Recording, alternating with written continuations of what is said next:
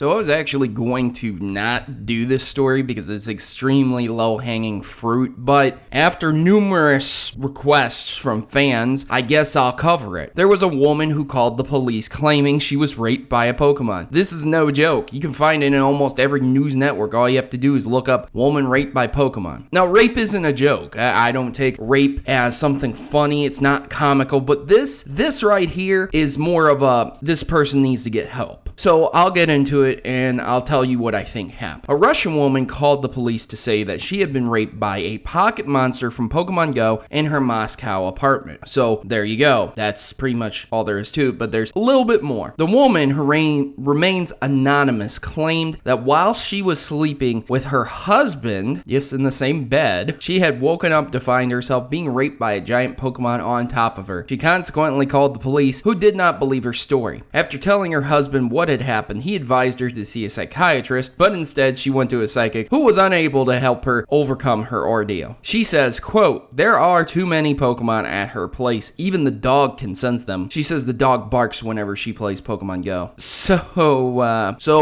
Where do we go from here? What's there to say? Well, there's a few things. One, Pokemon aren't real. No matter how much you want them to be, they are not tangible. You could argue that they are real in the digital world, but they are not tangible. You can't physically touch them unless somebody were to make a mock-up of one in the real world. So they can't just leap out of the digital world into the physical reality. We're talking about Digimon in that case, and again, that's never happened. So that's impossible. It's just impossible to be raped by a Pokemon unless it's a cosplayer wearing a Pokemon costume, in which case I would believe that a lot more. But the thing is, I feel that more than likely what had occurred is this woman had played Pokemon Go so much that it was influencing her dreams. So the same thing happens to me when I play a certain game for an extended period of time. When I was a kid, I used to have nightmares about Bowser in Mario Brothers and the original NES Mario Brothers. The castle music was spooky. It was a very unsettling environment, and Bowser was a very tough opponent if you didn't know what you were doing in Mario, and it gave me nightmares because I would try and overcome those challenges over and over again. And so I would dream about it because it was my dreams handling my fears in a safe environment where I physically wouldn't be harmed. And the same goes for other video games. Like I used to play the shit out of GTA 4 when it came out, and I had played it so much I wanted to beat the game, and I was having dreams about it because, again, it was me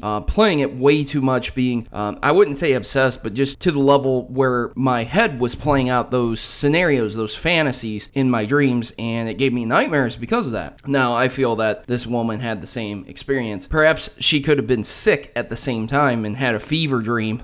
Thought a Pokemon was raping her. Maybe she has a fear of that. Maybe she had been obsessed with Pokemon Go, but also had a fear of being raped, which is, a lot of people have fears of being raped. Hey, I'm afraid of being raped, dude. If I ever went to prison, I'd do solitary confinement. I fear for my life. I mean, real talk here. Again, rape isn't a joke, but for real, I would be scared as fuck to get raped in prison with how crazy shit is, man. So, yeah, you'd just be sleeping there and, well, there it is, like, you're changed forever. So, yeah, rape's a scary thing, and fear does amazing things to your body while you're asleep. I personally have to take sleeping medication from my time in the military. Otherwise, my fear takes over me, and if I get disturbed or touched or messed with in my sleep, I will say some crazy ass fucked up shit to people. I will yell at them, I will cuss them out, and in the morning I won't remember any of it. So that's why I have medication to help me forget my nightmares so that I can sleep soundly and not disturb the people around me. Maybe this woman needs the same thing. Maybe she really does need to see a psychiatrist. I strongly would recommend that if you feel like you've been raped by a Pokemon, you seek psychological help. It's there. Don't be ashamed to get mental health. You should be more ashamed that you're thinking a intangible digital monster from a video game has raped you versus getting mental help to be mentally healthy. Anyways, I always advocate that stuff, so if you need it, go get it. You guys have yourselves a great day, and that's my thoughts on the whole Pokemon Go woman was raped by Pocket Monster.